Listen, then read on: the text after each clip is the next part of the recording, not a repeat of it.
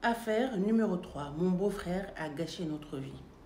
Bonjour Bijou, merci de partager mon histoire. Moi, j'ai eu la chance d'être mariée et d'être dans une famille où tout le monde m'apprécie.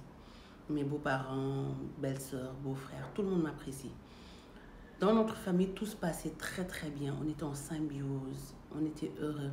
On avait un seul problème, un de mes beaux-frères.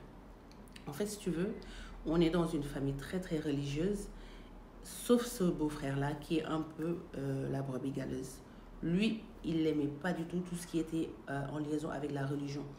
Ce qu'il aimait bien faire, c'était draguer des filles, les amener à la maison, en changer tout le temps, fumer, boire, sortir, faire la fête, s'amuser. Il ne voulait pas travailler, il ne voulait rien faire, à part s'amuser et faire tout ce qui est prohibé par la famille, il ne voulait rien faire. Donc tout le temps, il y avait des tensions, des histoires, il se prenait la tête avec la famille, il y avait tout le temps un problème à cause de lui. Et chaque fois, il leur disait, si jamais je raconte tout ce que je sais par rapport à vous, vous allez être dans la merde. Il les menaçait tout le temps, je ne comprenais pas pourquoi. Mais à un moment donné, la famille en a eu marre de son comportement. Ils l'ont fait sortir de la maison. Donc quand il est parti, il est tombé malade. Mais je vais revenir là-dessus pour que vous puissiez mieux comprendre l'histoire. En fait, moi, j'ai perdu ma mère très tôt et j'ai été accueillie par la sœur de mon père. Et j'étais très triste par rapport à cette situation-là. Ma vie avait changé, tout a été chamboulé.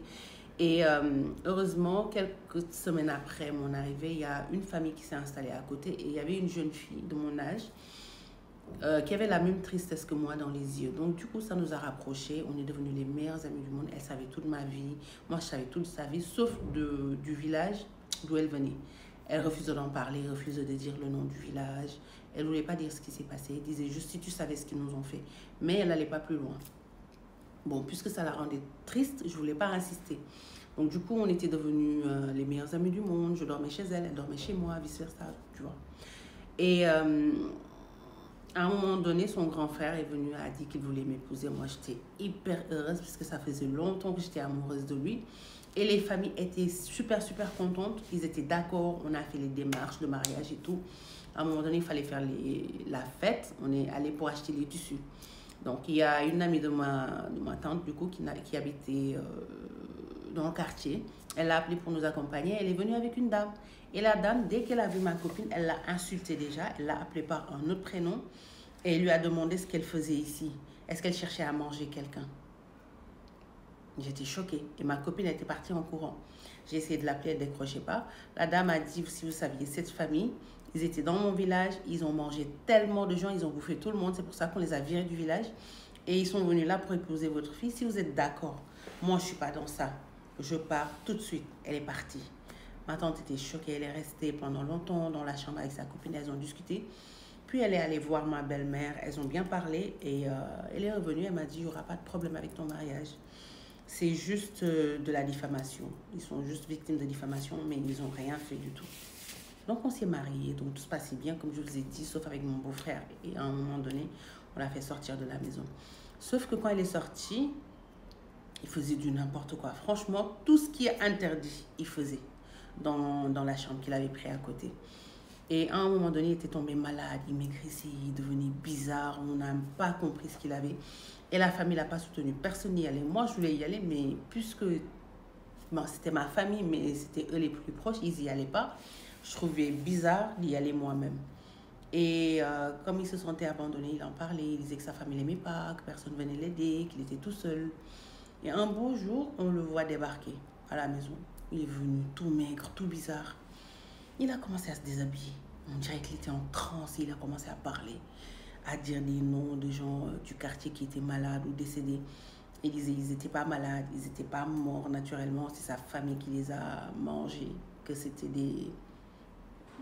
des sorciers, que toutes ces personnes-là qu'il avait nommées ne sont pas mortes naturellement. C'est de la faute de sa famille, que lui-même il avait participé, qu'ils ont dévoré toutes ces personnes-là. Moi, j'étais choquée, j'étais sidérée. Et les gens du quartier étaient partagés. Certains venaient nous attaquer, d'autres disaient c'est pas vrai.